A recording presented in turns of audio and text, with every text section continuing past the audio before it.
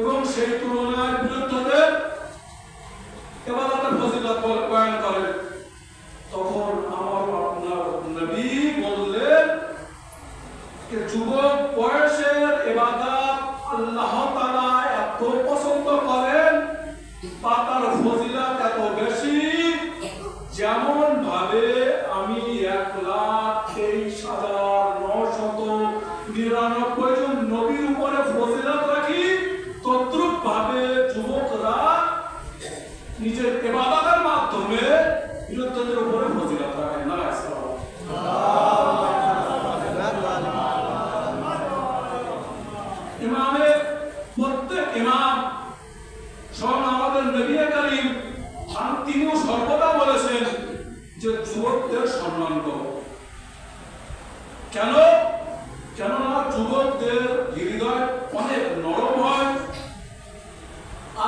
যখন কোনো মানুষ যুবক বয়সে পদার্পণ করে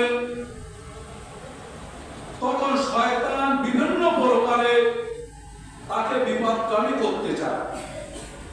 সুতরাং যদি কোনো যুবক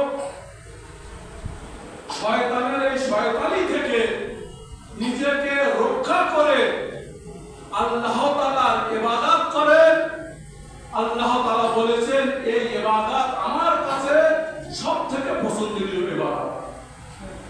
সুতরাং এখন যারা যুবক বয়সে আছে আমাদের কাছে অনুরোধ করব যে অযথা সময় নষ্ট না করে, ফালতু সময় নষ্ট না করে আল্লাহ তাআলার ইবাদত করুন। কেননা এই ইবাদতের ব্যাপারে, এই যুবকদের ব্যাপারে, এই যুবক অবস্থায় আমরা কি করছি বা আপনারা কি করেছেন, কি করছেন, এই সম্পর্কে কিয়ামতের দিনে আল্লাহ তাআলা প্রশ্ন করবে। সাল্লাল্লাহু মুহাম্মদ ওয়া আলি মুহাম্মদ।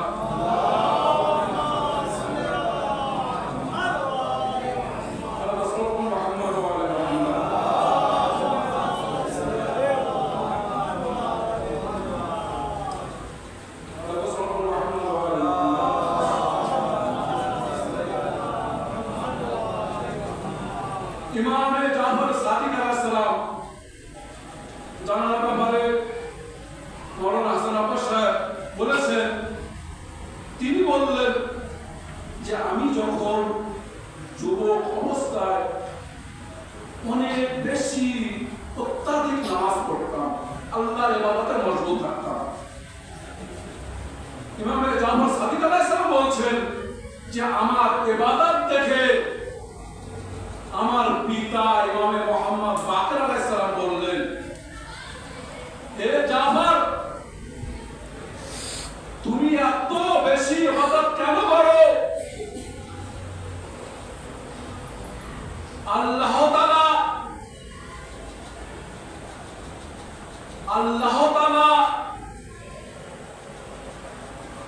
এত বেশি ইবাদত করতে বলেননি, বরং আল্লাহ তাআলা যদি কোনো বান্দাকে পছন্দ করেন তাহলে সেই বান্দা যদি অল্প ইবাদত করেন আল্লাহ তাআলা তার ইবাদতকে কবুল করেন। চিন্তা করেন এই হাদিস আমাদেরকে কি শিক্ষা দিচ্ছে? এই হাদিস আমাদেরকে এটাই শিক্ষা দিচ্ছে যে আমরা সর্বসময় মসজিদে বসে থাকবো না, সর্বসময় আমরা কোরআন তেলাওয়াত করব না।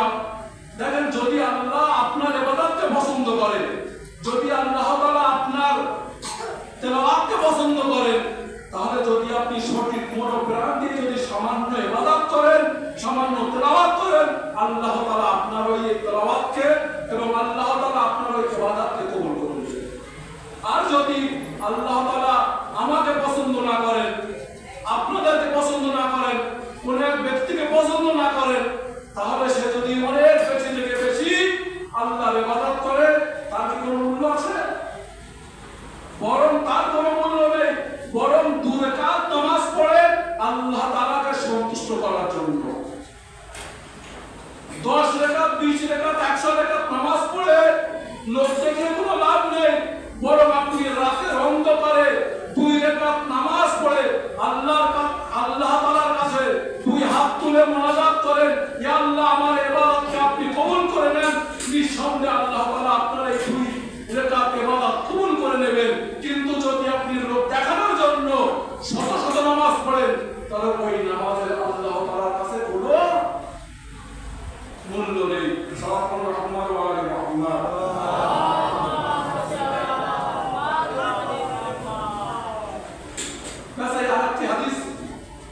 পড়ে আমি আমার বক্তব্যকে ইনশাআল্লাহ শেষ করব।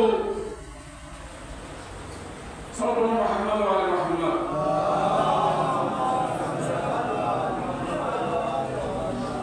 হাদিসে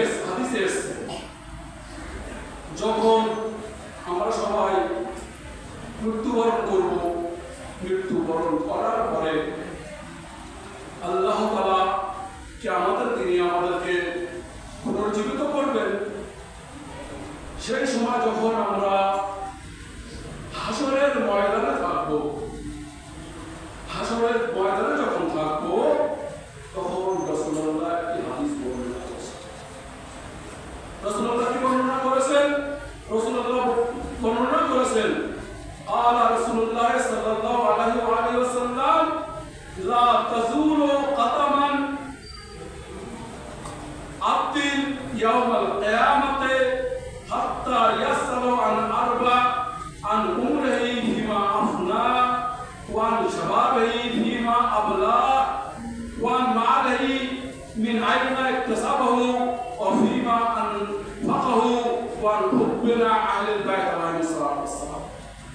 রাসূলুল্লাহ বর্ণনা করেছেন, দয়ার নবী বর্ণনা করেছেন, যখন হাসরের ময়দানে সমস্ত মানুষ উপস্থিত থাকবে, তখন কোনো মানুষের ক্ষমতা রাখবে না নিজের পাকে ওই মাটি থেকে তোলা, যত সময় না তার কাছে চারটি জিনিসের প্রশ্ন করা হবে।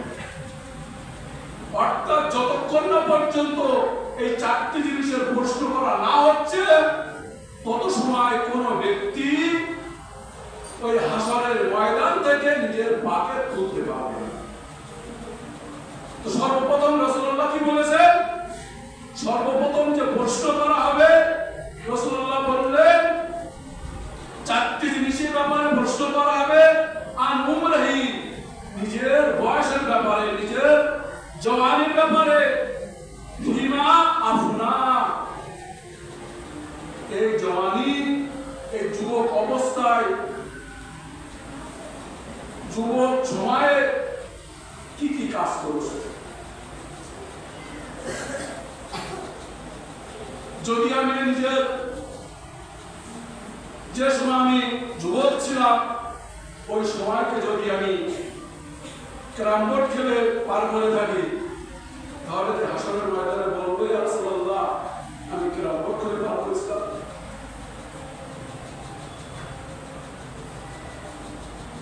যদি আমি ফুটবল খেলতে খেলতে নিজের এই সময়কে পার করি, তাহলে কি কালকে আমাদের দিনে রাসূলুল্লাহকে বলবো, হে রাসূলুল্লাহ, আমি ফুটবল খেলতে খেলতে পার করেছিলাম। যদি আমি মোবাইলে গেম খেলতে খেলতে পার করি, তাহলে কি কালকে আমাদের হাসরের ময়দানে বলবো, হে রাসূলুল্লাহ, আমি ওই সময় গেম খেলতে খেলতে পার করেছিলাম। দেখেন, রাসূলুল্লাহ প্রশ্ন করছেন, উত্তর কিন্তু রাসূলুল্লাহ দেবেন না, উত্তর আমাদের দিতে হবে। অর্থাৎ আমরা যে ওই সময়কে কিভাবে অতিবাহিত করেছি, ওই যুবক সময়কে আমি কিভাবে পার করেছি, কালকে আমাদের দিনে আমাকে হিসাব দিতে হবে। এবং যতক্ষণ না পর্যন্ত আমি হিসাব দিচ্ছি, তত সময় পর্যন্ত আমার কোনো ক্ষমতা থাকবে না হাসরের ময়দান থেকে নিজের পাকে তোলা। নারায়ে সালাওয়াত।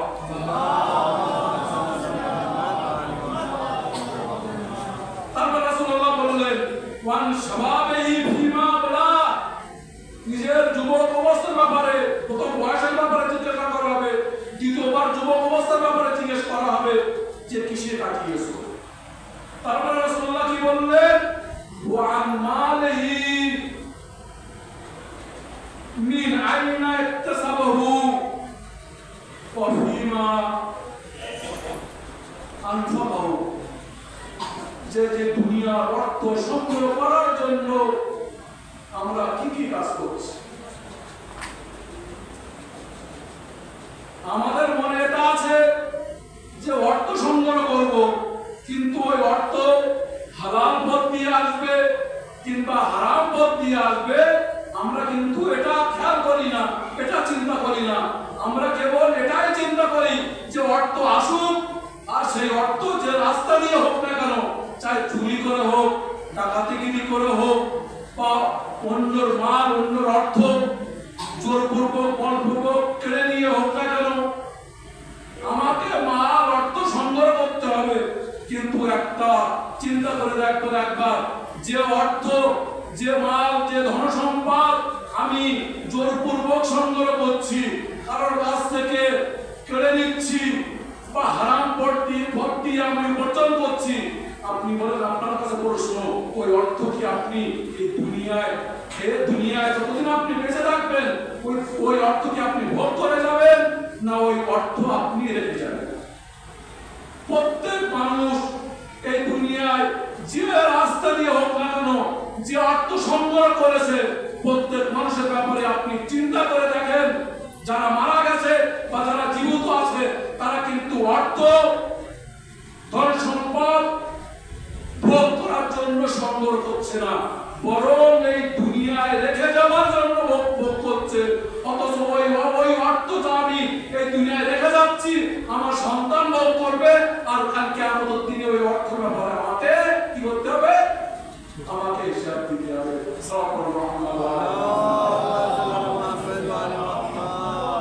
তারপরে রাসূলুল্লাহ কি বলছেন?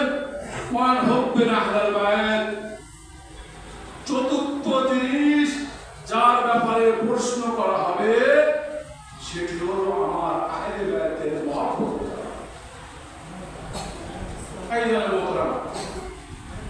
যদি প্রথম তিনটে আমি পাস করে থাকি, বয়সের ব্যাপারে জিজ্ঞাসা করা হলো, উত্তর দিলাম।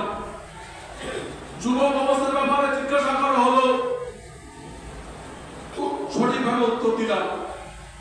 যখন তৃতীয় প্রশ্ন করা হলো, কোথা থেকে সংগ্রহ করেছো অর্থ আর কোথায় খরচা করেছো, মনে করেন আমি 100 টাকার মধ্যে 100 টাকা পাস করে গেলাম। কিন্তু যদি চতুর্থ যে ব্যাপারে প্রশ্ন করা হবে আহলে বাইতের মহব্বতের ব্যাপারে, এতে যদি আমি পাস ফেল করে যাই তাহলে কি আমি পরিত্রাণ পাবো? তাহলে কিন্তু আমরা পরিত্রাণ পাবো না। হয়তো আমরা এটা আশা করতে পারি, যদি প্রথম তিনটে ফেল করি আর যদি লাস্টেরটায় পাস করতে পারি, তাহলে এটা হয়তো আশা রাখতে পারি যে রাসূলুল্লাহ আমাদেরকে সুপারিশ করবেন এবং আমরা ভালোভাবে জান্নাতে পদার্পণ করতে পারবো। সাল্লাল্লাহু মুহাম্মদ ওয়া আলি মুহাম্মদ। সুতরাং আমি আমার যুবক ভাইদের কাছে অনুরোধ করব, দেখেন এই অবস্থা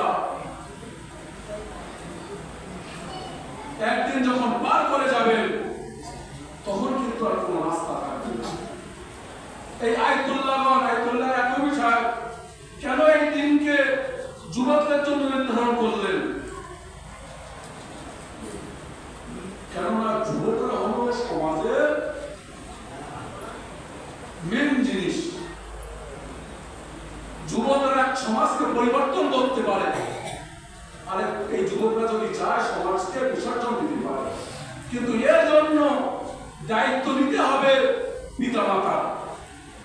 যদি আমরা আমাদের পিতামাতা যদি কোনো সন্তানকে সঠিকভাবে লালন করে, তাহলে সেই সন্তান সঠিকভাবে লালন হওয়ার পরে ইনশাআল্লাহ সে আহলে বাইতের রাস্তার উপরে বাকি থাকবে, বা তার ওই যে যুবক অবস্থা সে ভালোভাবে সুন্দরভাবে কাটাতে পারবে। কিন্তু যদি আজ আমরা ওই দায়িত্বকে না নিই, মনে করেন আমার ছেলের যে এখন বয়স, ওই সময় যদি আমরা গার্জেন হিসেবে ওই দায়িত্ব আমি যদি পালন না করি, তাহলে আমার সন্তান কিন্তু ভালো মন্দ বোঝা তাদের এখনো তেমন ক্ষমতা হয়নি। সুতরাং পিতা মাতার কর্তব্য নিজের যুব সন্তানকে যখন সে যুবক অবস্থায় থাকবে কিভাবে লালন পালন করব, কিভাবে শিক্ষা দেব, কোন পথের পথিক বানাবো, আহলে বাইতের মহব্বতকারী বানাবো না আহলে বাইতের শত্রু বানাবো, এটা কিন্তু পিতামাতার উপরে দায়িত্ব। পিতামাতা যেদিকে চাইবে সেই দিকে নিজের সন্তানকে ছেড়ে দিতে পারবে। অর্থাৎ এক কথা এটা বলতে পারি, যদি পিতামাতা চায় নিজের সন্তানকে জান্নাতও দিতে পারে, আর যদি পিতামাতা চায় নিজের সন্তানকে জাহান্নামও নিক্ষেপ করতে পারে। সাল্লাল্লাহু আলাইহি ওয়া সাল্লাম।